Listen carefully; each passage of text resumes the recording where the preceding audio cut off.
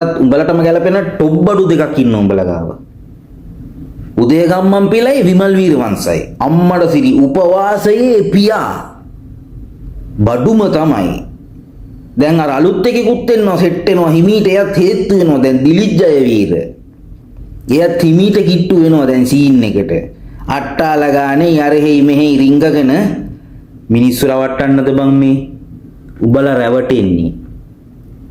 උඹලා හිතනවා ඇති මෙහිම දේවල් කරනකොට දවසින් දවස එක එක ඡන්දේ හැදෙනවා ඇති කියලා. තියෙන එක දෙක ඡන්දෙත් නැති වෙනවා. මොකද උඹලට දීපු ඡන්දේ ගැන ලැජ්ජ වෙනවා මිනිස්සු. දන්නවද? දීපු ඡන්දත් කඩා ගන්න වැඩ උඹලා කරන්නේ. හැබැයි නියමටම යනවා නාට්‍ය. හරිද?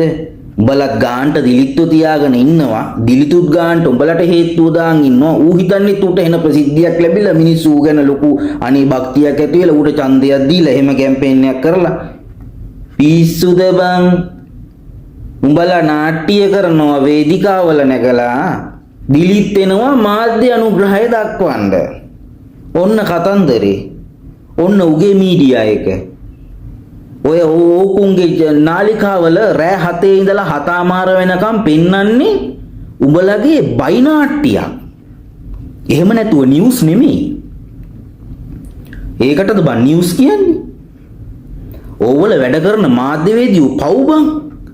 ඔය නාලිකාවල වැඩ කරන මාධ්‍යවේදී මහත්තුරු පව්.